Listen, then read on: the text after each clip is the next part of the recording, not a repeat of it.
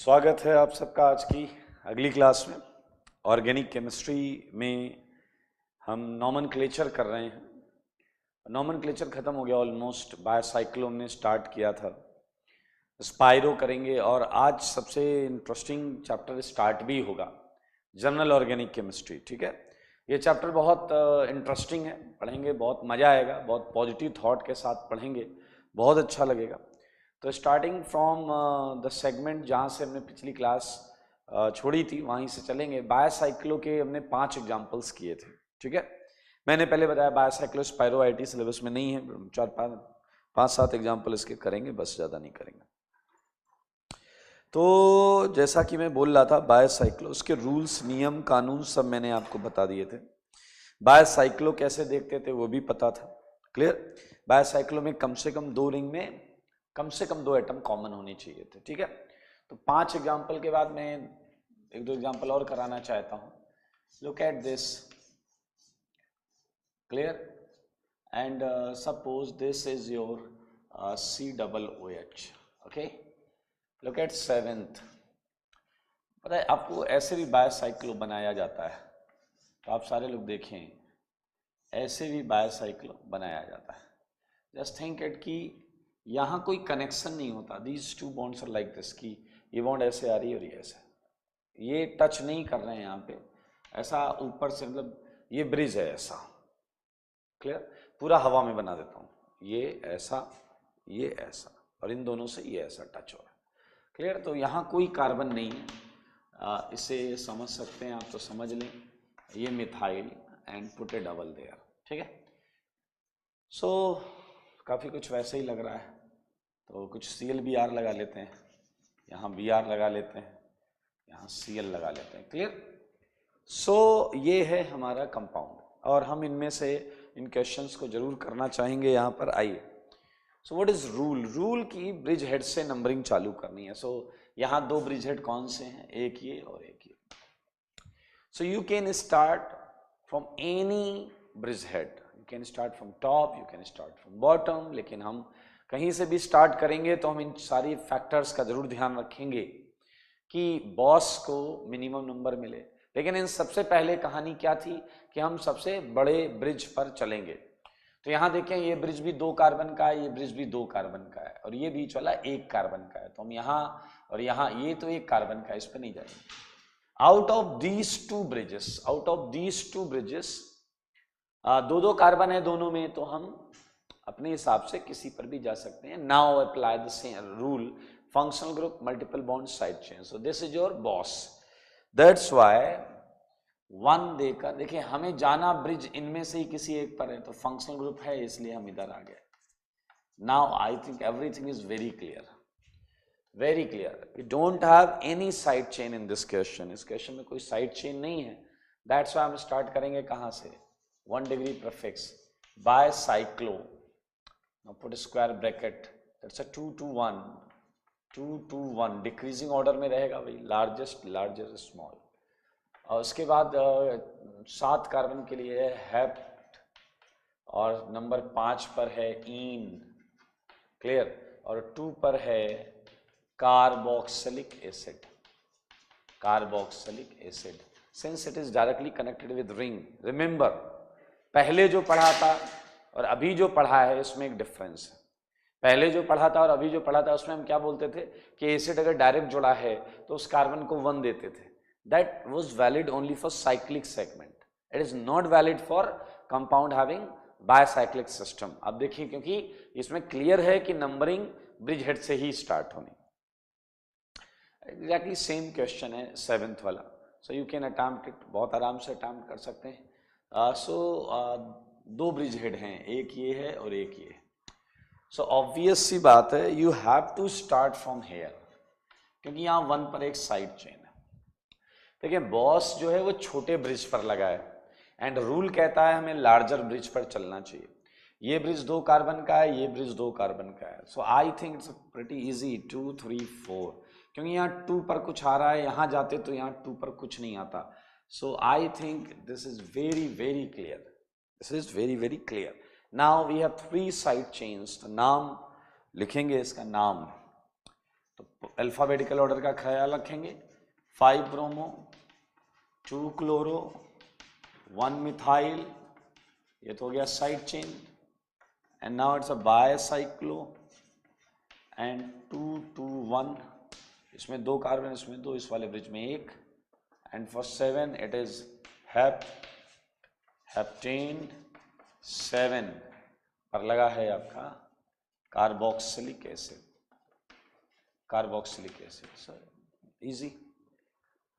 तो मेरे भाई ये है बायसाइक्लिक कंपाउंड्स का आईयूपीएसी नोमेनक्लेचर, और अब हम इसी के साथ स्टार्ट करेंगे आखिरी topic, and that is what, nomenclature of spiro compound, nomenclature of spiro compounds. Clear? So first we have to know what is actually spiro.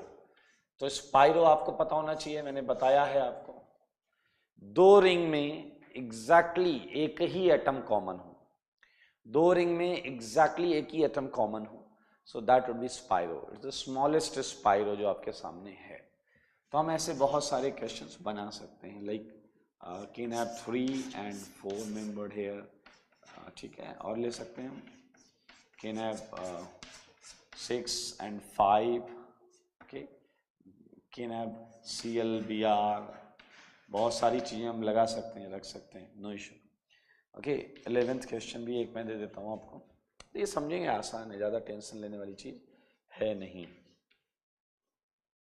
ये इधर, ये इधर, ओके, एंड एक डबल लगा देते हैं और ClBr लगा देते हैं, और यहाँ पर भी हम आयोडीन लगा देते हैं। सो आइए पहले स्पाइरो के अपने खुद के कुछ कॉन्सेप्ट्स होते हैं, उन्हें समझते हैं।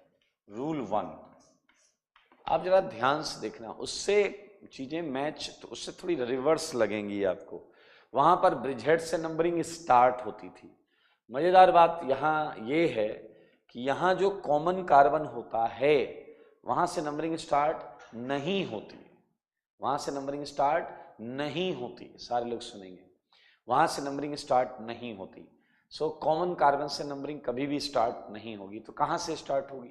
इस कॉमन कार्बन से डायरेक्टली 4 कार्बन जुड़े हैं, 4 कार्बन जुड़े हैं, ध्यान से देखिए।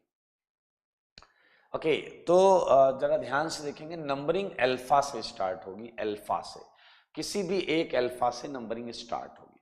क्लियर? तो क्वेश्चन नंबर 8 इसलिए आसान है क्योंकि इधर भी जो जैसी डिजाइन है वैसी डिजाइन इधर है।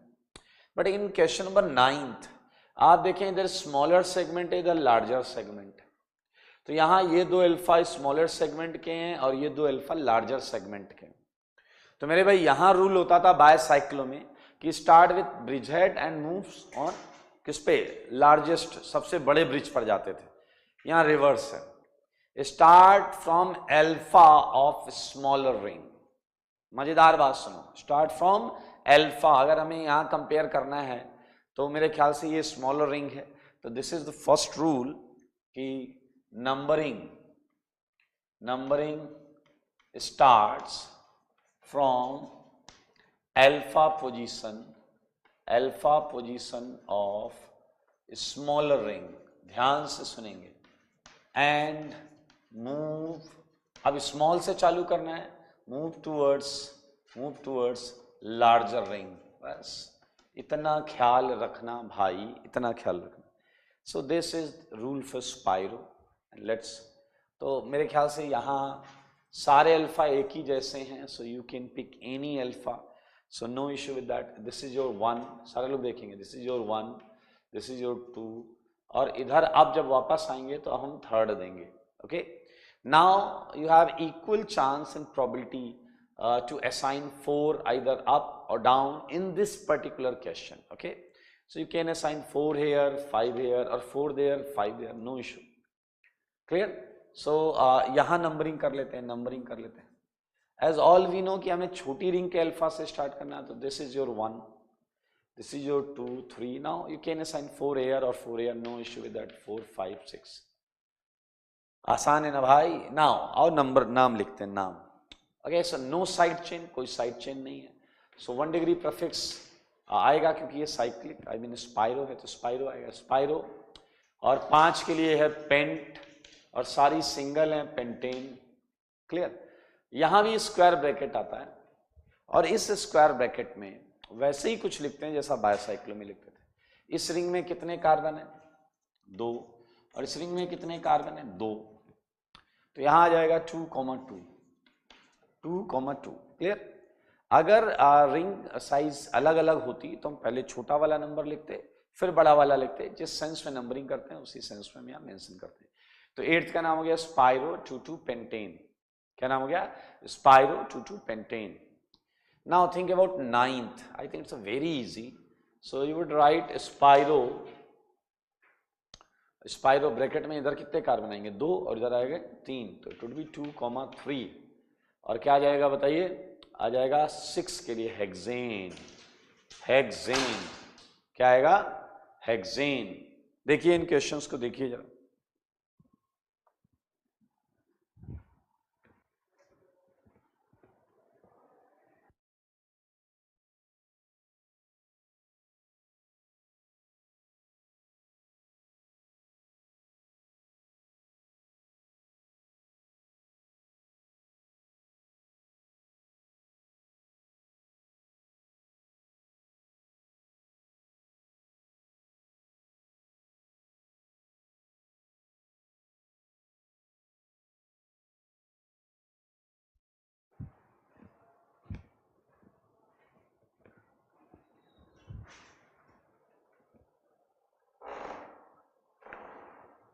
Okay, so it's a very simple concept we are using here कि इन स्पाइरो और बायोसाइक्लो की स्टार्टिंग नंबरिंग करने का अपना खुद का एक नियम है और वो नियम बहुत क्लियर है कि स्मॉलर रिंग के alpha how can we identify alpha common carbon से डायरेक्टली जुड़ा हुआ carbon that would be alpha. Okay so now numbering करेंगे क्वेश्चन नंबर 10th में। ठीक है 10th में करेंगे। तो स्मॉलर रिंग तो स्मॉलर है चाहिए अपने को तो ये स्मॉल वाली है ये लार्ज वाली है तो अल्फा आप ऊपर या नीचे कहीं भी ले सकते हैं बिकॉज इट्स एग्जैक्टली आइडेंटिकल। तो आपको 1 यहीं देना पड़ेगा। ठीक है नाउ 2, 3, 4 एंड दिस कार्बन भी 5।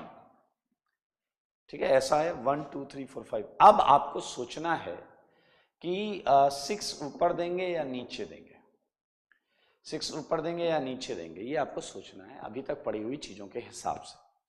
तो अगर हम बहुत क्लियरली देखें तो आपको पता है इस पूरे उसमें कोई बॉस नहीं है फंक्शनल ग्रुप नहीं है बॉस नहीं है।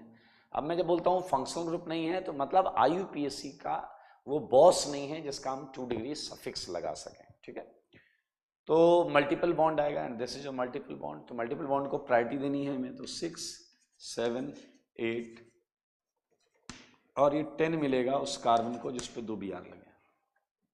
ठीक है 10 मिलेगा उस कार्बन को जिस पे 2 Br लगे। तो this is all about numbering.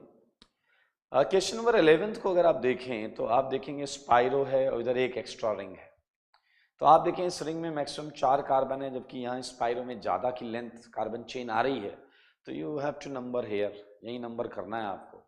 तो ये आप कर लीजिएगा। ठीक है मैं ये हटा देता हूँ ये क्वेश्चंस।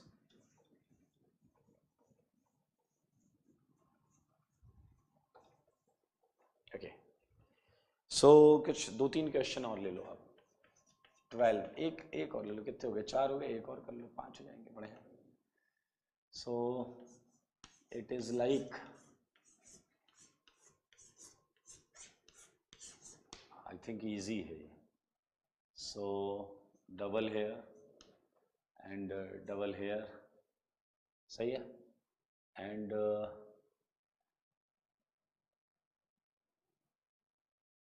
ठीक है ये क्वेश्चन कर लें और इसी के साथ हमने जो पहला चैप्टर था हमारा बेसिक चीज़ों को जानते हुए हमने नॉमेनक्लेचर किया है। तो ये सारी चीज़ें आपको कर लेनी है रिवाइज कर लेनी है और अब हम जा रहे हैं स्टार्ट करने एक नया अध्याय नया चैप्टर। बहुत इंपॉर्टेंट चैप्टर है। सारे लोग एक बात याद रखेंगे कि हमेशा जब कोई चैप्टर खत्म होगा तो एक पेज ब्लैंक छोड़ देंगे। एक पेज ब्लैंक छोड़ दीजिएगा। चैप्टर खत्म हुआ है तो हम उसे एक पेज की श्रद्धांजलि चढ़ाएंगे और अगले चैप्टर की शुरुआत करेंगे। ठीक है, अगला चैप्टर बहुत मज़ेदार चैप्टर है और मैं आप सबको कुछ और बताना चाहता हूँ कि इस चैप्टर को जिसे हम स्टार्ट करने जा रहे हैं, during this chapter please regular रहें, एक एक क्लास करें, एक एक थ्योरी पढ़ें, अगर डाउट आए तो पूछें और होमवर्क जरूर करें, क्योंकि ये चैप्टर सही करके आप IIT JEE में अपने कुछ क्वेश्चंस और नंबर्स फिक्स कर सकते हैं। ठीक है, तो एक पेज ब्लैंक छोड़ेंगे आप थ्योरी कॉपी में, और ये ऐसे ही छोड़ेंगे, 2 चैप्टर्स के बीच में ऐसा एक हल्की सी दूरी होनी चाहिए। ठीक है, so moving ahead for a new chapter, clear. आइए सारे लोग देखेंगे, और ये चैप्टर जो आप GOC के नाम से जानते हैं, फेमस है, और मैं इसका पूरा फॉर्म लिख देता हूँ, general organic chemistry. General organic chemistry, जैसा कि नाम बता रहा है, इसमें ऑर्गेनिक केमिस्ट्री के हम बहुत जनरल और सिंपल कॉन्सेप्ट्स को ही स्टडी करेंगे। ठीक है, ये एक इंटरेस्टिंग चीज़ है, इसलिए आपको इसे थोड़ा सा ज़्यादा ध्यान से देखना पड़ेगा। आइए, तो आज हम जिन 2 चीज़ों पर चर्चा करने वाले हैं, वो 2 चीज़ें बहुत ही बेसिक और बहुत ही इंपॉर्टेंट हैं। ठीक है, तो देखिए क्या है आज का टॉपिक, क्या है। ठीक है, इस चैप्टर में बेसिकली हम क्या पढ़ने वाले हैं, धीरे धीरे आपको पता चलेगा। तो आज का टॉपिक बड़ा इंटरेस्टिंग टॉपिक होने वाला है, तो आपको लिखना नहीं है, सुनना है और समझना है। लेट अस कंसीडर, आओ बच्चों मुझे बताओ, let us consider organic reaction. Organic reaction, चलो एक ऑर्गेनिक रिएक्शन मानते हैं, कुछ सोचते हैं। अब आप कहोगे हमें तो अभी आता ही नहीं, हम क्या सोचें। अरे प्रभु, ज़्यादा बुद्धि मत लगाओ। ऐसे ही कुछ जनरलाइज कर लिया कि हमारे पास कुछ AB है और इस पर हमने कुछ C की रिएक्शन कराई, कोई भी टाइप हो रिएक्शन की, हमने तो ऐसा मान लिया, और भी कोई टाइप हो सकती है। सारे लोग ध्यान से सुनो, बहुत मजा आने वाला है। तो अब अगर मैं आपसे पूछूं कि इस रिएक्शन के दौरान कोई बॉन्ड बनी ही नहीं और कोई बॉन्ड टूटी ही नहीं, तो आप बताइए कि क्या वाकई कोई रिएक्शन हुई है। मैं ऑर्गेनिक रिएक्शन की बात कर रहा हूं। क्या कोई बॉन्ड बनी ही नहीं, कोई बॉन्ड टूटी ही नहीं, कोई भी बॉन्ड। मेरे भाई, आप साफ साफ शब्दों में समझ सकते हैं कि ऐसा अगर हुआ है तो दरअसल रिएक्शन ही नहीं हुई है। If no bond is broken, if no any bond is cleaved, and अगर कोई बॉन्ड टूटी ही नहीं तो नई बॉन्ड बनेगी नहीं, और अगर नई बॉन्ड बनी नहीं और कोई बॉन्ड टूटी नहीं, तो भाई साहब कोई रिएक्शन हुई ही नहीं। तो हम यही आपको समझाना चाह रहे हैं that each organic reaction involves, बहुत आसान chapter, involves bond breaking and formation phenomena. Formation phenomena कितना सिंपल है। अगर बॉन्ड टूटेगी ही नहीं तो नई बॉन्ड बनेगी नहीं और कोई चेंज ही नहीं हुआ। तो मेरे भाई आप सोचिए जरा, अगर बॉन्ड टूट गई है, सुनना, तो बॉन्ड टूटने से जो भी चीजें बनेंगी, अनस्टेबल चीजें बनती हैं और वो रिएक्शन करके एक नया प्रोडक्ट देती हैं। रिएक्शन का प्रोडक्ट तो आना ही चाहिए। तो प्रोडक्ट आना ये बड़ा फ्रीक्वेंट प्रोसेस होता है अगर बॉन्ड टूट चुकी है। बट बॉन्ड का टूटना, ये समझना होगा कि हमें बॉन्ड जब भी टूटेगी तो कैसे कैसे टूट सकती है। क्लियर। सो हमारा जो टॉपिक है मित्रों, वो हम जो पढ़ने जा रहे हैं, वो पहला जो टॉपिक है वो है bond breaking. Clear. Sometimes few book writers use word bond fission, लेकिन आपको अभी भी समझ में नहीं आया तो बॉन्ड क्लीवेज, बॉन्ड को तोड़ डालेंगे। ठीक है, तुम समझ लो, नहीं तो हम बॉन्ड को तोड़ डालेंगे। ओके, कुछ भी बोलो, बॉन्ड फिजन बोलो, बॉन्ड ब्रेकिंग बोलो, बॉन्ड क्लीवेज बोलो, यानी कि हम समझ रहे हैं कि अब समझना, जरा थोड़ा सा टॉपिक को समझिएगा। एक्चुअली मेरे शब्दों पर ज़्यादा ध्यान देना होगा आपको कि मैं जो बोल रहा हूँ उसका एक मतलब होगा। मैं ये पढ़ाने जा रहा हूं कि बॉन्ड्स रिएक्शंस के दौरान जब भी टूटती होंगी तो कितने तरीके, कितने ऑप्शन होते होंगे उनके पास, वो कैसे कैसे टूटती होंगी। मतलब हम केवल कुछ स्टडी करने जा रहे हैं, हम किसी बॉन्ड को नहीं तोड़ने वाले। Listen carefully, listen carefully. हो सकता है मेरे आगे के स्टेटमेंट से आपका ऐसा फील हो कि आओ हम ये करें तो ये बॉन्ड टूट जाएगी। एक्चुअली हम कुछ नहीं है, हम तो बस कंटेनर के अंदर हो रही है रिएक्शन, हम थोड़े घुस के वहां पर जाएंगे बॉन्ड तोड़ने। तो हम केवल ये पढ़ने वाले हैं कि ड्यूरिंग केमिकल रिएक्शंस जब भी बॉन्ड ब्रेकिंग होती है तो कितने तरीके या कितने मेथड्स होते हैं जिनसे बॉन्ड ब्रेकिंग हो सकती है। क्लियर है? आप समझ रहे हैं मैं क्या बोल रहा हूं? हमें यही समझना है। तो आइए, each organic reaction was bond breaking formation phenomena, और मैं आपको लेकर आया हूं बॉन्ड ब्रेकिंग वाले टॉपिक पर। तो मैं लिख रहा हूं there are two types of bond breaking. जब भी रिएक्शन में कहीं बॉन्ड टूटेगी पूरी ऑर्गेनिक केमिस्ट्री में, यू वुड फाइंड कि दो ही तरीके से बॉन्ड टूट रही होगी। Clear? There are two types of bond fission और बॉन्ड ब्रेकिंग। क्लियर? दो ही तरीके हो सकते हैं, पीछे वाले बॉन्ड टूटने के दो ही तरीके हो सकते हैं। आइए तो मैं आपको समझा देता हूं। फर्स्ट मेथड जो है, ए मेथड जो है, this is your homolytic bond breaking. Homolytic bond breaking, homolytic bond breaking, and sometimes it is also called homolysis. It is also called homolysis. ठीक है? homolytic bond breaking, what it means, आइए आपको मैं बताता हूं। एक एग्जाम्पल मैं आपके मुंह पे मारता हूं। ये देखिए, ये AB है, ये AB है। रिएक्शन के दौरान इसकी बॉन्ड जब टूटी होगी तो होमोलिटिक बॉन्ड ब्रेकिंग में किस तरीके से टूटी होगी, क्या बना होगा, आइए हम वो समझने का प्रयास करते हैं। मेरे भाई, ये दो इलेक्ट्रॉन्स होते हैं, आपको पता है हर एक बॉन्ड में दो इलेक्ट्रॉन्स होते हैं। तो in such kind of bond breaking, homolysis, मेरे भाई एक इलेक्ट्रॉन ए के पास और एक इलेक्ट्रॉन बी के पास चला जाता है। अब पता है आप में से कई बुद्धिजीवी बच्चे ऐसे कहेंगे, क्यों चला जाता है, कैसे चला जाता है, उड़ के जाता है, रेंग के जाता है, तैर के जाता है। तुमने अभी तक मेरी बात सुनी ही नहीं। अभी हम उन कॉज पर बात ही नहीं कर रहे हैं कि ये बॉन्ड क्यों टूटी। हम तो ये बात कर रहे हैं कि जब भी बॉन्ड टूटेंगी तो उनके पास केवल दो ही रास्ते होंगे। समझ रहे मैं क्या कह रहा हूं?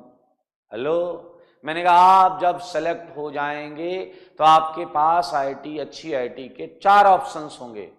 तो अब आप कैसे सेलेक्ट हो जाएंगे? हम कैसे सेलेक्ट हो जाएंगे? हम तो होमवर्क नहीं करते, हम तो ये नहीं करते, हम तो वो नहीं करते। अरे इस चीज पर हम बात ही नहीं कर रहे दादा।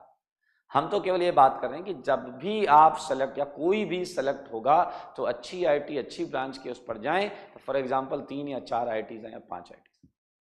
तो आप मामले को अगर नहीं समझेंगे, अगर एक कॉन्सेप्ट में दूसरा, तीसरा, चौथा कॉन्सेप्ट लगाएंगे तो बेटा फिर आपको आखिरी में बोलना पड़ेगा अंगूर खट्टे हैं।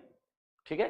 तो अपनी बुद्धि का प्रयोग बस उतना करें जितना मैं बता रहा हूं, क्योंकि in this topic I am just going to explain about the methods और ways by which we can break a bond during a reaction. A bond can break itself. ठीक है? कितने तरीके से बॉन्ड टूट सकती है।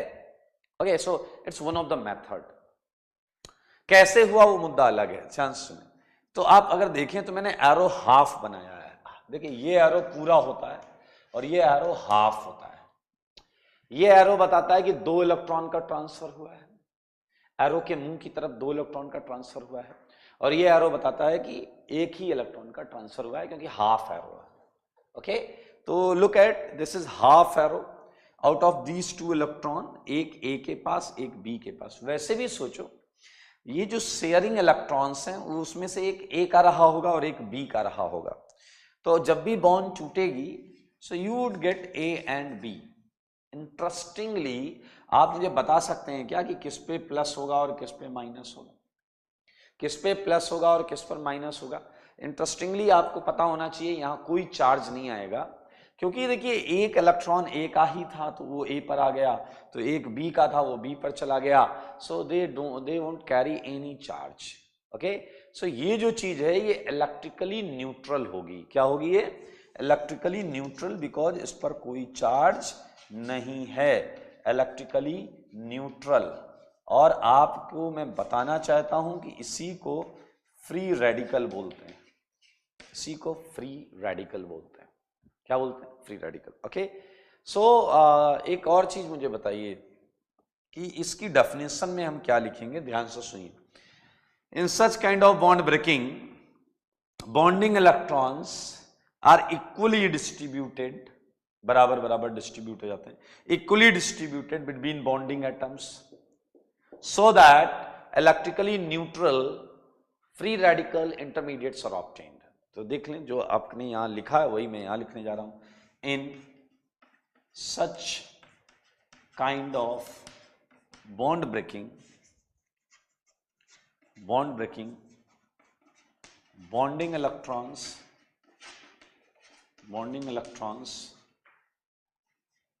equally distributed between bonding atoms,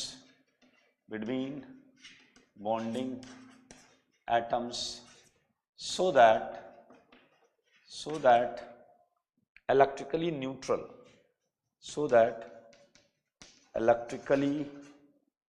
neutral intermediates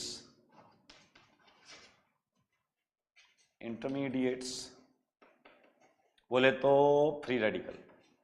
free radicals are obtained. मैं आपको बताऊं, कई बुक्स में यहाँ थोड़ा सा चीजें सही नहीं लिखी हुई हैं, अभी मैं बताऊंगा वो चीजें क्या हैं। मन से सुनोगे तो समझ में आएगा, ठीक है? क्योंकि देखिए, जब किसी चीज का एक्सप्लेनेशन आप एक्सपेक्ट करते हैं और वो आपको मिलता है, तो देखो दो चीजें हैं। एक तो कि आप राहुल गांधी की तरह बन जाएं कि हमें हर चीज में काउंटर अटैक करना ही है और हमें कभी मानना ही नहीं है कि नहीं तो होगा ही नहीं। मैंने आपको पहले भी बताया, ध्यान से सुने, दैट ऑर्गेनिक केमिस्ट्री, और basically you can think it like chemistry, is a subject of investigation. When a teacher teaches you about any theory or about any concept, then you have to think it like a investigating officer. You have to listen it like an investigating officer. Means हमारे तुम्हारे सोचने से कुछ change नहीं होगा। Actually एक change हो रहा है या हो चुका है, and now we have to use our brain to explain कि ये कैसे हुआ। क्लियर? समझे? मैंने बहुत सिंपल बात बोली है कि तुम्हारे या मेरे ऑब्जेक्शन उठाने से जो रिएक्शन, जो प्रोडक्ट दे रहा है, वो प्रोडक्ट बदल नहीं जाएगा, प्रोडक्ट वही आएगा। And now we both are bounded to think in such a manner to prove how it is possible to obtain this product. It means we always have to think in support of that reaction कि ये product कैसे बना है, rather than proving कि ये बन ही नहीं सकता। अरे वो तो बन गया यार, वो तो लेबोरेटरी में तुम गए, तुमने ए बी मिलाया, कुछ आंसर आया, अब वो आंसर आ गया है, and you have to explain how it is possible कि ये रिएक्शन आया, ये आंसर आया है। ठीक है? सो अब ऐसा नहीं है कि तुम वहां पे उल्टा प्रूफ करो, ये आंसर आया ही नहीं, ये गलत है। अरे रिएक्शन तो हो रही है, सामने दिख रही। इट्स समथिंग लाइक कि कोई क्राइम सीन है और वहां पर एक मर्डर हो गया। Now you have to find out कि मर्डर हुआ कैसे, रादर देन क्लेमिंग कि नहीं ये ड्रामा कर रहा है, ये नौटंकी कर रहा है, इसके लात मारो भी उड़ जाएगा। अरे ये काम करने से आपको कुछ नहीं मिलने वाला, बिकॉज जो इवेंट्स हैं वो हो चुकी। मैंने किसी रिएक्शन, मान लीजिए मैंने कोई मार्कोनिकॉफ रिएक्शन पढ़ाई, आप आगे चल कर आएंगी रिएक्शन, मैंने एल्डोल रिएक्शन पढ़ाई, तो मैं जो रिएक्टेंट लिखूंगा और जो प्रोडक्ट लिखूंगा, they are well known, experimentally verified. So now we all of us have to think in the favor of that product, why this product is formed.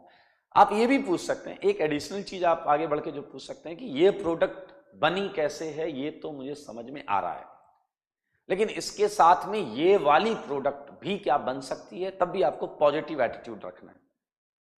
क्या थोड़ी सी ये प्रोडक्ट भी बनी होगी? क्योंकि अब आप देखो थोड़ी सी बोले, आप क्योंकि अगर बोलेंगे नहीं ये वाली प्रोडक्ट ज्यादा बनेगी, तो अगर वो वाली प्रोडक्ट ज्यादा बनेगी तो हम इस वाली प्रोडक्ट की बात क्यों कर रहे हैं? आप ये बोल सकते हैं कि सर ये जो प्रोडक्ट आपने बताई है ये तो मुझे समझ में आया है कि ऐसे ऐसे ऐसे हुआ होगा और ये बना होगा, क्या इस प्रोडक्ट के साथ भी थोड़ा बहुत कुछ बना है? So this is called a positive approach, a positive attitude towards subject and even towards psychology to learn subject कि हम कैसे एक सब्जेक्ट को सीखें। ठीक है, तो आप देखिए इस तरीके से सोचेंगे आपको बहुत आसान और बहुत मजेदार सब्जेक्ट लगेगा। जैसे मैंने यहां पर अभी भी बोला कि बॉन्ड तोड़ने का पहला तरीका homolytic bond breaking.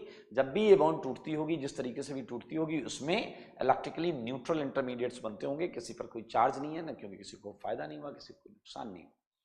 So it's one of the way of breaking a bond. Now the second method by which we can observe bond breaking phenomena like this. Second is heterolytic bond breaking. Heterolytic bond breaking. Heterolytic bond breaking. Clear? Okay, so what happened in such kind of bond breaking? Look at example. We are using again the same bond AB. Whenever bond would break in heterolytic manner, heterolytic तरीके से जब भी bond टूटेगी तो क्या होगा सुनना जरा। Out of these two electrons दोनों के दोनों इलेक्ट्रॉन किसी एक एटम पर शिफ्ट हो जाएंगे। दोनों के दोनों इलेक्ट्रॉन्स किसी एक एटम पर शिफ्ट हो जाएंगे। ये ए भी हो सकता है और ये बी भी हो सकता है, तो किसी एक एटम पर शिफ्ट हो जाएंगे। क्लियर? ओके, सो अभी किस पर शिफ्ट होंगे? डेफिनेटली ये डिसाइड करेगा कि out of A and B which is more electronegative. Clear? जो ज्यादा इलेक्ट्रोनेगेटिव होगा ये उस पर शिफ्ट हो रहे होंगे जब भी ये बॉन्ड टूट रही होगी किसी रिएक्शन में। मेरे शब्दों में जो टेंस यूज हो रहा है उस टेंस के हिसाब से ही समझेंगे चीजों को। तो for a second I am considering that you can consider any relation between electronegativity of A and B. फिलहाल I am considering EA is greater than EB, means A atom is more electronegative than B, या A contains higher electronegativity than B। देख सकते हैं, ये मैंने माना है, आप B मान लेना तो B वाला हो जाएगा, क्या दिक्कत? So in such kind of case you would get कि दोनों के दोनों इलेक्ट्रॉन, एरो पूरा बना हुआ है, A की तरफ शिफ्ट हो जाएगा। Clear? So in this case you can easily find कि A को एक इलेक्ट्रॉन का फायदा हुआ, क्योंकि एक इलेक्ट्रॉन तो उसके पास पहले से, देखो एक तो उसी का था, एक और आया, तो A को एक इलेक्ट्रॉन का फायदा हुआ, एक इलेक्ट्रॉन का फायदा हुआ, इसलिए हम उस पर एक माइनस बनाएंगे क्योंकि इलेक्ट्रॉन पर एक माइनस चार्ज होता है। क्लियर? दो इलेक्ट्रॉन हैं, इलेक्ट्रॉन दो, बट माइनस आएगा एक, क्योंकि उससे बेनिफिट तो एक ही इलेक्ट्रॉन का हुआ है, क्योंकि आउट ऑफ टू एक तो एक खाते का ही था। So it would be A minus, and B को एक का नुकसान हुआ है तो बी वुड कंटेन प्लस, किसी से माइनस निकाल लो उसमें प्लस ही तो बचेगा। हाँ, okay, so now it can be written as A minus. थोड़ा सा मैं क्लियर बना दूं, ए माइनस ऐसे, ये सर्कल का कोई सेंस नहीं होता है, अगर आप ऐसे भी लिख रहे हैं तो भी वही है, ऐसे लिख रहे हैं तो भी वही है, आप बी प्लस ऐसे लिख रहे हैं तो भी वही है, सर्कल बना रहे हैं तो भी वही है, कुछ भी नया नहीं है। अच्छा, ए माइनस कई तरीकों से लिखा जा सकता है, ए माइनस ऐसा भी लिखा जा सकता है, ए माइनस कई बार ऐसा भी लिखा जाता है। थोड़ा इधर लिख देता हूं, ए, आई होप दिख रहा होगा आपको। दरअसल sometimes two electrons are shown with minus charge, electrons show हो रहे होते हैं माइनस के साथ, तो आपके तीनों ओके हैं, मतलब आप ये लिखो, ये लिखो या ये लिखो, सबका मतलब एक है, सबका मतलब एक है। And you can easily find it कि इस ब्रेकिंग में आयंस बने हैं, plus cations and minus anions दोनों बने।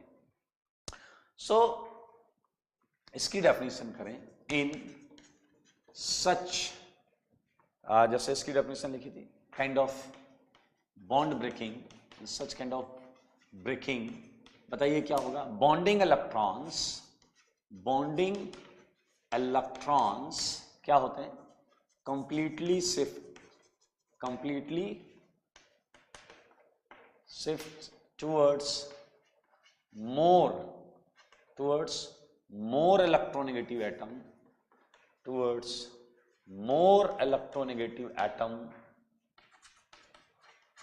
जो ज्यादा इलेक्ट्रोनेगेटिव एटम होता है उसकी तरफ शिफ्ट हो जाते हैं. Clear? so that ions are obtained, intermediates are obtained. Clear? Okay, so now I have a question for all of you. As this condition is shown here, EA is greater than EB, what condition must be here for electronegativity of A and B? For electronegativity of A and B, what do you think?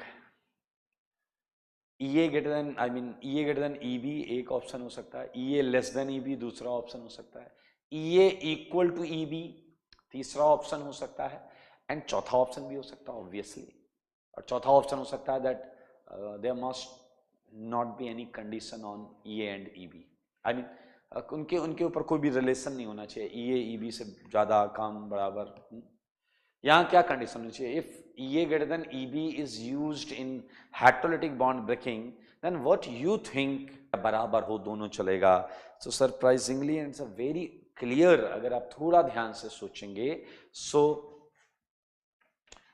no condition on EA and EB, no condition on EA and EB.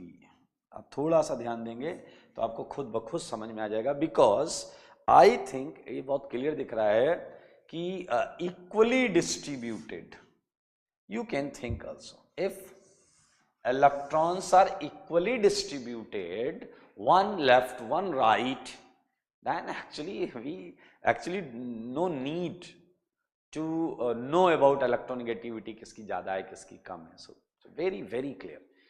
कुछ किताबों में लिखा मिलेगा EA comparatively to EB or equal to EB. It's a ridiculous, it's 100% wrong. Listen, no condition on EA and EB. Any kind of bond can be broken in radicals. ठीक है? In appropriate condition. Okay. So these are two types of bond breaking. One is homolytic and another is heterolytic bond breaking. तो मेरे भाई अभी हम note में बहुत सारी बातें लिखने वाले हैं. ठीक है? जो जो हमने यहाँ पे थोड़ा बहुत सीखा है वो सारी बातें हम नोट पर लिखेंगे. ठीक है? सो मैं इन्हें हटा रहा हूँ ताकि हम अगला टॉपिक नोट, इसी से रिलेटेड नोट लिखेंगे.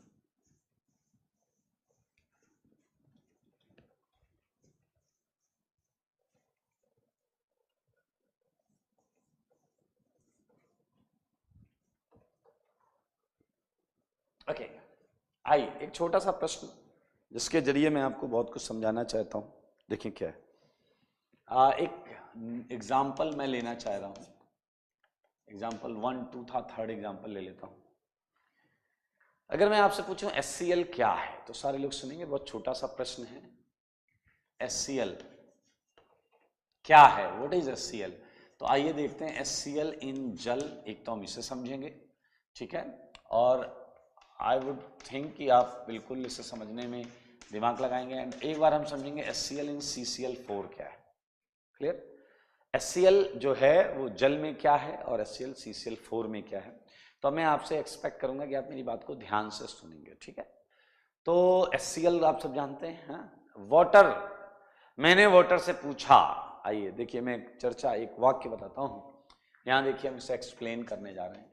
एक्सप्लेनेशन. मैंने वाटर से पूछा कि भाई तुम क्या काम करते हो. मैंने वाटर से पूछा तुम क्या काम करते हो. मुस्कुराते हुए बोला कि सर अपन समाज सेवा करते हैं. मैंने कहा कैसी समाज सेवा है भाई, हमें भी बताइए. देखिए O पर पोलराइजेशन से पार्शियल माइनस होगा और H पर पार्शियल प्लस होगा. तो ये बोला हम करते हैं समाज सेवा. हमने कहा भाई हमें भी बताओ इस समाज सेवा के बारे में. वाटर का ऑक्सीजन बोला कह रहा सर देखो मेरे ऊपर माइनस पोल है, माइनस चार्ज है, मैं माइनस पोल हूं और हाइड्रोजन प्लस पोल है। तो मैंने कहा अरे वाह, तुम्हारे पास तो दो, बोले तो डाईपोल है। उसने कहा यस सर, मेरे पास डाईपोल है। डाईपोल का मतलब होता है दो polarised sides, plus and minus. तो ऑक्सीजन ने कहा कि सिंस मेरे पास मैं नेगेटिव पोल पर हूं, तो आई कैन स्टेबलाइज, ऑक्सीजन बोल रहा है, वाटर का ऑक्सीजन बोल रहा है, आई कैन स्टेबलाइज केटायंस। इसने क्या क्या बोला है सुनो, सबको बताऊंगा, सारे लोग ध्यान से सुनो। मैं यहां कुछ और लिख दे रहा हूं, ए माइनस तुमने उधर यूज किया, इधर मैं कुछ P प्लस लिख दे रहा हूं, टेंशन मत लेना। क्लियर? कोई भी चीज है जिस पर प्लस हो। तो ऑक्सीजन ने कहा कि सर मैं क्या करता हूं ना, मैं समाज सेवा में कोई भी प्लस आता है तो मैं उस प्लस को स्टेबलाइज करता हूं। अब आप में से कई सोच रहे होंगे कि ये कोरोना जैसी डिजाइन क्यों बनाने का प्रयास कर रहे हो। तो मेरे भाई एक्चुअली बहुत सारे जल मॉलिक्यूल होंगे और उस जल मॉलिक्यूल का जो ऑक्सीजन वाला नेगेटिव पोल होगा वो इस P प्लस को हर तरफ से घेर लेगा। मेरे भाई ये बहुत हलवा चीज है कि प्लस को अगर माइनस घेरे या उल्टा करें माइनस को अगर प्लस घेरे तो ये एक स्टेबलाइजिंग फिनोमेना होता है। बिकॉज आपको पता है unlike charges are closer, plus minus के पास होगा तो इससे ज्यादा और अच्छी बात क्या है। मैंने हाइड्रोजन से पूछा भैया तुम भी कुछ करते हो क्या? इसने कहा सर हाँ हम भी करते हैं, हम भी काम काज करते हैं, ऐसे खाली नहीं बैठे। मैंने कहा तुम क्या करते हो? कह रहा हम एनायन को स्टेबलाइज करते हैं और हम भी समाज सेवा करते हैं, हम भी। देखिए मैंने कहा कैसे करते हो? इसने कहा कोई भी माइनस हमें दिखता है तो हम आगे बढ़ते हैं, अपने दोनों हाथ, ये देखिए एक हाथ ये एक हाथ ये, अपने दोनों हाथ आगे बढ़ाकर हम उसे हेल्प करते हैं। पूरी केमिस्ट्री का कॉन्सेप्ट आ रहा है, इसलिए ध्यान से मन से सुनिए, सीखिए, इंटरेस्ट के साथ सीखिए।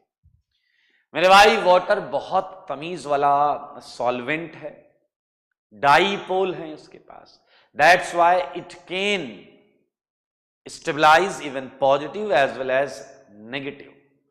ये दोनों टाइप के आयंस को स्टेबलाइज कर देता है। ध्यान से सुनना, बहुत मजेदार चीज है, पूरी ऑर्गेनिक में फिट बैठेगा, कहीं ऐसा नहीं। तो जल का काम हमें पता है, तो मैं इस जल के काम को यहां थोड़ा लिख देता हूं। Water is a polar solvent, सही है, and stabilises cation and anion. कैसे करता है ये? बाय, देखो वाटर जब किसी को घेर लेता है तो हम उसे बोलते हैं हाइड्रेशन, या इसी को हम बोल सकते हैं जनरल टर्म में सॉल्वेशन। इसे सॉल्वेंट मान लें तो हम बोलते हैं सॉल्वेशन, ठीक है, बाय सॉल्वेशन।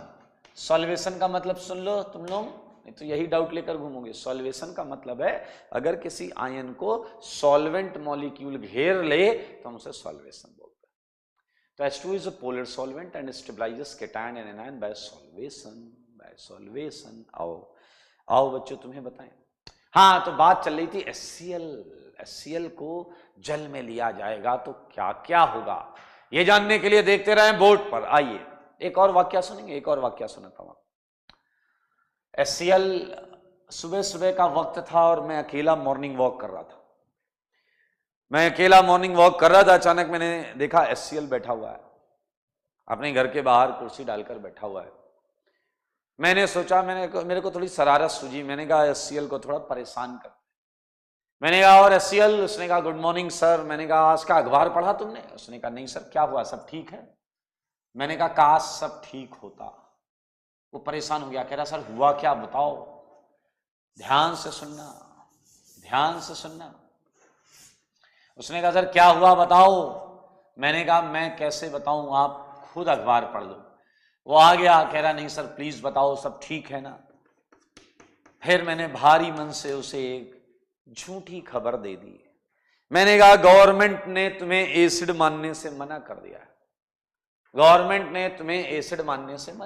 है, मेरे भाई इस कहानी से ये सीख मिलेगी कि किसी से बेवजह मजाक नहीं करना चाहिए। HCl ये सदमा बर्दाश्त नहीं कर पाया और उसने वहां से दौड़ लगा दी। दौड़ लगाते हुए आगे उसे कंटेनर दिखाई दिया। इस कंटेनर में थे जल मॉलिक्यूल्स, खूब सारे जल मॉलिक्यूल भरा हुआ था ये कंटेनर। ये कंटेनर काफी गहरा था और ऊपर तक भरा हुआ था। शायद आप समझ रहे हैं, क्लियर? ये कंटेनर ऊपर तक भरा हुआ था भाई साहब,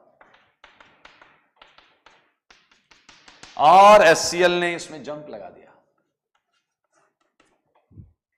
अब सुनिएगा, वाटर का नेचर तो आप जानते ही हो, वाटर का नेचर जानते ही हो। ये प्लस को भी स्टेबलाइज करता है, माइनस को भी स्टेबलाइज करता है। और जैसे ही इसने ऊपर से जंप लगाया तो यहां वाटर मॉलिक्यूल ने देखा अच्छा शिकार आ रहा है, और वाटर मॉलिक्यूल ने तुरंत इमीडिएट हर वाटर मॉलिक्यूल को मैसेज भेज दिया, व्हाट्सएप कर दिया, अलर्ट शिकार आ रहा है। अब यार इतनी बुद्धि होगी कि व्हाट्सएप मैसेज नहीं करते होंगे, तो मैं बोल रहा हूं ऐसा, नहीं तो इसी में डाउट पूछ लो, सर ऐसे कैसे व्हाट्सएप मैसेज हो जाएगा? अरे तो सबको वाटर पता ही, वाटर में कूद ही रहा, तो वाटर के मॉलिक्यूल को पता ही है कि शिकार आया है। तो भैया HCl ने जंप किया। और सुनो, ध्यान से सुनो, सारे सुनो, मैं वाटर नहीं हटा रहा हूं गधे, वाटर है इसके अंदर, मैं यहां समझा रहा हूं। देखो जरा, ये HCl है, थोड़ा इस कंटेनर की विड्थ बढ़ा देते हैं, ठीक है? हाँ आप समझना जरा, ये HCl है जनाब, देखो देखो सारे, देखो ये HCl। क्या आपको पता है कि due to difference in electronegativity इस पर ये चार्जेस होते हैं, H पर पार्शियल प्लस, Cl पर पार्शियल माइनस होता है, तो पता है। अब आपको पता होना चाहिए कि वाटर का ऑक्सीजन का पोल प्लस को घेरने लगता है, तो ये आप देख सकते हैं, ये वाटर है, ये जो ब्लू है ये वाटर है, हाँ ब्लू है, पानी पानी दिख रहा है ना आपको, ब्लू, ये माइनस पोल है दोस्त, माइनस पोल। और मैं आपको बता दूं, ये माइनस पोल कई सारे वाटर का माइनस पोल HCl के H को पकड़ लेगा, क्योंकि इस पर माइनस चार्ज होगा, इस पर प्लस चार्ज होगा। और मेरे भाई समझदार के लिए काफी सारा, इधर जल के जो दोनों H हैं वो अपने दोनों हाथ आगे करके Cl के लिए दौड़ पड़ेंगे, क्योंकि H है पॉजिटिव पोल। H कैसा पोल है? पॉजिटिव पोल।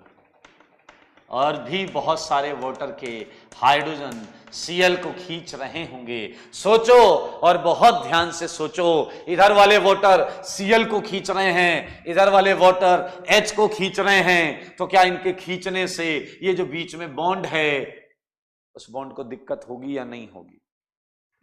ये H को खींच रहा, ये Cl को खींच रहा, H को Cl को, समझ में आया यार? हाँ बिल्कुल, डांस स्टेप नहीं कर रहा हूं मैं, ये ऐसा खींच रहा है ना, उधर से किसे खींच रहा है देखो जरा, कौन है उस साइड? H को खींच रहा वाटर, इधर से बीच में बॉन्ड है उसमें। क्या आपको ऐसा महसूस हो रहा है कि ये बॉन्ड वीक होने लगेगी? क्या ये बॉन्ड धीरे धीरे टूटने के कगार पर जा रही है? क्या आपको लग रहा है अगर ये बॉन्ड धीरे धीरे वीक हो रही है तो H पर प्लस बढ़ने लगेगा और Cl पर माइनस बढ़ने लगेगा? और अगर H पर प्लस बढ़ा, अरे यार बॉन्ड टूटेगी तो प्लस आएगा ना H पर, Cl पर माइनस। अगर ये बॉन्ड इधर आ रही है, आई मीन ये H इधर आ रहा है, Cl उधर जा रहा है अपोजिट डायरेक्शन में, तो बॉन्ड आज नहीं तो कल टूट जाएगी, तो H पर प्लस पहले से थोड़ा ज्यादा आ जाएगा। और अगर H पर पहले से थोड़ा ज्यादा प्लस आ गया तो पहले से थोड़े ज्यादा वाटर आकर उसे और घेर लेंगे। Cl पे अगर पहले से ज्यादा थोड़ा माइनस आ गया तो पहले से थोड़े ज्यादा वाटर आकर उसे घेर लेंगे, और अगर वाटर ज्यादा हो गए तो ये बॉन्ड और खींचने लगेगी, और ऐसे ऐसे चार्ज बढ़ता रहेगा, वाटर आते रहेंगे और खींचते रहेंगे, और फिर पीछे वाले सुनो, एक आवाज आएगी खटाक से बॉन्ड टूटने की, और कैसी भी आती हो अपन, बॉन्ड टूट जाएगी। एक दिन ऐसा आएगा पीछे वाले कि बॉन्ड टूट जाएगी। पीछे वाला कह रहा हमें सब पता है, हमें ना बताओ। अरे हम ऑर्गेनिक केमिस्ट्री की बॉन्ड की बात कर रहे हैं। आप देखो, सारे देखो, ये बॉन्ड टूट गई है, ये H प्लस है, ये Cl माइनस है मेरे भाई। और देखिए जरा, Cl को ये वाटर मॉलिक्यूल ने घेरा हुआ है, और ये किस साइड से घेरा हुआ है? H पोल से घेरा हुआ है, H पोल से। कलर अलग अलग बना रहा हूं ताकि आप देख पाए, सुंदर लगे ये सारी चीजें। और H को नेगेटिव पोल ने घेरा हुआ है। तो क्या आपने देखा कि HCl की बॉन्ड को आयंस में तोड़ने के लिए कौन जिम्मेदार था? वो जिम्मेदार था एक पोलर सॉल्वेंट। कौन जिम्मेदार था आयंस में तोड़ने के लिए? कौन जिम्मेदार था? एक पोलर सॉल्वेंट। और टूटने के बाद उन्हें स्टेबलाइज करने का किसने काम किया? उसी पोलर सॉल्वेंट ने। H+ को वाटर ने घेर लिया। अब आप कहोगे इससे स्टेबिलिटी कहां आ गई? गधे प्लस को माइनस ने घेरा है और माइनस को प्लस ने घेरा है, इससे ज्यादा और क्या स्टेबिलिटी चाहिए? मेरे भाई, स्टेबिलिटी का एक सिंपल फंडा है, कॉमन सेंस फंडा, कि अगर किसी चीज पे प्लस चार्ज है और आप उसके प्लस चार्ज को घटा दो, और मैं तो कह रहा हूं हो सके तो हटा दो। ऐसे नहीं कि हाथ से हटा दिया, इरेजर लेकर हटा दिया, ऐसे नहीं। By any mechanism, phenomena, applying any group और एटम, अगर आप उसके चार्ज को कम कर पा रहे हैं या डिमिनिश कर पा रहे हैं तो बहुत ज्यादा स्टेबल हो रहा है। Same with minus, if any atom contains a minus charge, जितना ज्यादा आप माइनस उसके ऊपर कम करते जाओगे वो स्टेबल होता जाएगा। अब मुझे पता है कुछ बुद्धिजीवी कह रहे हैं ऐसा कैसे, प्लस अगर घटने पे स्टेबल हो रहा है तो माइनस बढ़ने पे होना चाहिए। इनके लिए हमेशा ये दोनों चीजें ऐसी होनी चाहिए कि भैया ये दिन तो वो रात, ये राम तो वो श्याम, ये सीता तो वो गीता, ऐसा नहीं, थोड़ा बुद्धि लगाया करो। अगर किसी भी चीज पर कोई भी चार्ज है independent of nature, whether it is positive और नेगेटिव, तो बताइए वो चीज बहुत ज्यादा रिएक्टिव होगी। अगर ये पॉजिटिव है तो नेगेटिव से रिएक्शन करने के लिए बेकरार होगा, और अगर नेगेटिव है तो पॉजिटिव से रिएक्शन करने के लिए बेकरार होगा। आपको इतना तो कभी ना कभी कहीं ना कहीं सुना ही होगा कि अगर कोई चीज न्यूट्रल है, न्यूट्रल तो वो ज्यादा स्टेबल महसूस करता है। तो मैंने दो बातें बोली, ये दो बातें आपके दिमाग में आनी चाहिए थी, नहीं आई हैं तो सुन लो और अपने दिमाग में रख लो। मैंने बोला है बॉन्ड ब्रेकिंग, आयंस में बॉन्ड ब्रेकिंग हुई है। HCl की बॉन्ड को आयंस में तोड़ने के लिए, ध्यान से सुने, टू ब्रेक अ बॉन्ड, सारे लोग सुने, in ions what is required is polar solvent. What is required is polar solvent।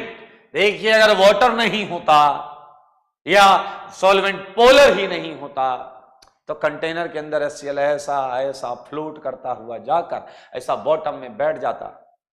आप पीछे वाला एक दो कह रहे सर अपन ऐसा क्या स्विम सूट पहन के ऐसा ड्राइव मारते और अंदर जाके छीनी हथौड़ी से बॉन्ड तोड़ देते। अब ऐसे नहीं होता है, समझ में आया?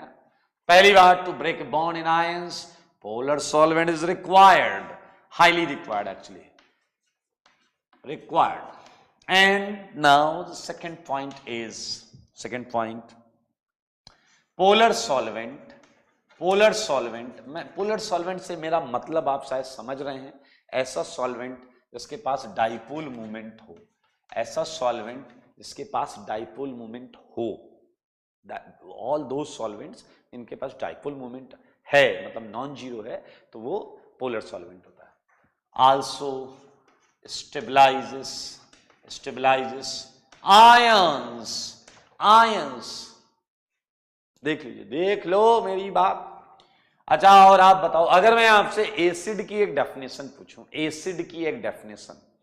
एसिड क्या होता है, तो आप में से शायद कुछ लोगों को ना भी पता हो, बट एसिड वो होता है जो पहली बेसिक डेफिनेशन हम सीखते हैं छोटी क्लास में। एसिड वो होता है जो H+ देता है। अभी कितना सही कितना गलत आगे देखेंगे। एसिड वो होता है जो H+ देता है। लुक एट HCl ने H+ दिया, है तो HCl एसिड प्रूफ हो गया। So we can even mention it that HCl is acid in जल में एसिड H+ दे रहा है। अच्छा, वास्तविकता सुनना, उसने H+ दिया नहीं है, अरे वो तो वाटर ने ऐसा छीना है। HCl तो चुपचाप आ रहा था, ऐसा वाटर ने आके इसके एक पॉजिटिव पोल ने नेगेटिव पोल ने पॉजिटिव को घेर लिया, ऐसा खींच के ऐसा खटाक से तोड़ दिया। तोड़ने के बाद H+ निकल आया, तो हम बोल रहे HCl ने H+ दिया। हाँ ठीक है, देखने का नजरिया, समझने का नजरिया। आपकी जेब में 2000 का नोट पड़ा है, पिंक वाला, और चौराहे पे किसी ने आपको झापड़ मार के ले लिया। आप घर गए, आपसे पूछा गया कहां गया 2000 का नोट, और आपने कहा कि वो चौराहे पर एक जरूरतमंद था, मैंने सोचा उसे पैसे क्यों ना दे दिए जाएं। तो भाई साहब देखिए, आपने मैसेज तो ये कन्वे किया कि आपके पास से 2000 का नोट गया है, लेकिन वो थोड़ा सा बोलने से फील ऐसा आता है कि आपने दिया, आपसे दिया, आपने दिया नहीं है, आपसे छीना गया है। समझ रहे हैं? तो यानी कि कोई भी एसिड जो H+ देता है वो परिस्थितियों वश देता, परिस्थितियों के हिसाब से देता है। अगर परिस्थितियां हैं, भाई तुम लेकर जा रहे हो 2000 के 2 नोट और तुम्हारे सामने 4 ऐसे खड़े हो जाए आके और ऐसा हाथ तान दें, आप सीधा ऐसा उन्हें पैसे निकाल के उनके पैर छू के आगे चल दोगे, तो आपने दे दिया। आप कहोगे मैं दानवीर हूं, ऐसा कुछ नहीं है, ये तो परिस्थितियों से हुआ है ऐसा। आइए एक और परिस्थिति आपको समझाता हूं, वो है example 4 HCl in CCl4, HCl in CCl4। तो मेरे भाई फिर से वाक्य, सुबह का वक्त था और आपको पता है मैं मॉर्निंग वॉक करता हूं और वो भी अकेला वॉक करता हूं। आई वॉज वॉकिंग अलोन और मेरी नजर पड़ी HCl पे। मैंने कहा भाई पिछली बार बहुत मजा आया था जब मैंने इसे परेशान किया था, तो मैंने फिर उसे बोला कि HCl। उसने कहा गुड मॉर्निंग सर। मैंने कहा छोड़ो, नीचे पर फिर नहीं पढ़ा, गवर्नमेंट ने तुम्हें फिर से एसिड मानने से मना कर दिया है। और उसने फिर वही किया जो उसने पिछली बार किया था। इस कंटेनर में मित्रों CCl4 भरा हुआ है, इस कंटेनर में CCl4 भरा हुआ है और मैं आपको बता दूं CCl4 का डाइपोल मोमेंट 0 होता है। It's completely non polar, it's completely non polar, net dipole moment 0 है। ऐसा HCl जब कूदा तो CCl4 मॉलिक्यूल ने देखा अच्छा शिकार आ रहा है, इनका कोई शिकार नहीं, वो तो नॉन पोलर है। पढ़े ऐसे ऐसी तैसी में जाओ, आओ जाओ भागो रहो, अपने को लेना देना नहीं, कोई व्हाट्सएप मैसेज वैसेज नहीं है। ऐसा HCl ऐसा ऐसा फ्लोट करता हुआ एकदम नीचे जा रहा है और मन ही मन सोच रहा है कि स्वागत नहीं करोगे हमारा, एंड बिलीव मी कोई इसका स्वागत नहीं करेगा और ये बॉटम पर आकर ऐसे पड़ा रहेगा। और यहां पर HCl ने H+ रिलीज नहीं किया, या बोलो यहां सॉल्वेंट इतना काबिल नहीं है कि उसने इसका H निकाला हो।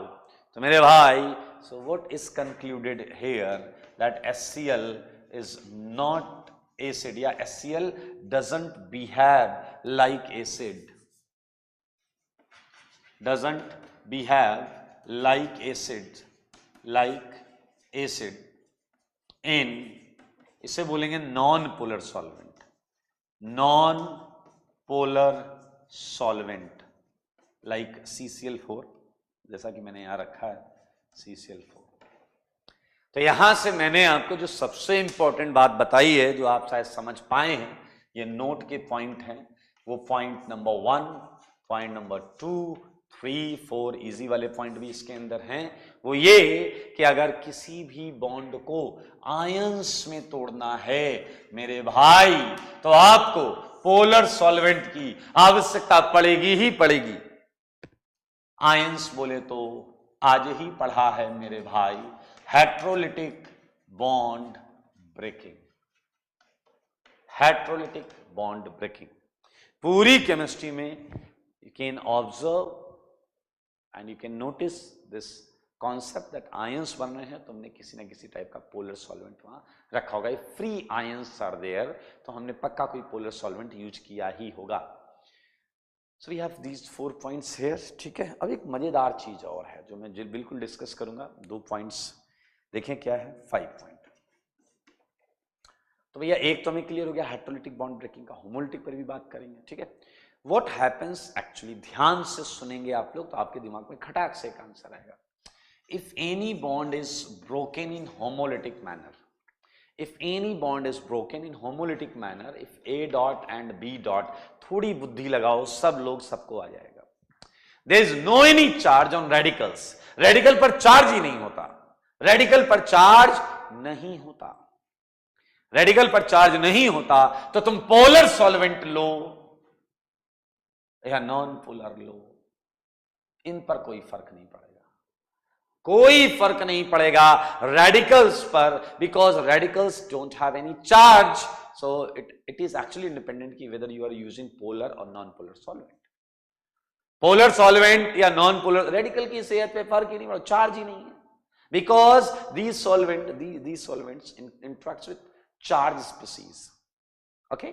सो दिस इज ऑल अबाउट, बहुत क्लियर है। न्यूट्रल है तो ऐसे चार्ज क्या इंटरेक्ट करेगा। एक बात, दूसरी बात सुनना, हमें यह पता है कि रेडिकल्स किसी भी सॉल्वेंट पे डिपेंड नहीं कर रहा, ना इस पे ना इस पे, लेकिन आयंस पोलर सॉल्वेंट पर डिपेंड करते हैं। तो अगर आपसे मैं बोलूं कि आपको ये वाली बॉन्ड आयंस में नहीं रेडिकल में तोड़नी है, अगर मैं आपसे पूछूं कि आपको ये बॉन्ड रेडिकल्स में तोड़नी है, आयंस में नहीं तोड़नी, तो आप बताइए कैसा सॉल्वेंट प्रेफर करोगे, पोलर या नॉन पोलर? मेरा क्वेश्चन सुन लें, अगर आपको एक बॉन्ड आयंस में नहीं तोड़नी, केवल रेडिकल्स में तोड़नी है, तो आप कौन सा सॉल्वेंट प्रेफर करेंगे, पोलर या नॉन पोलर?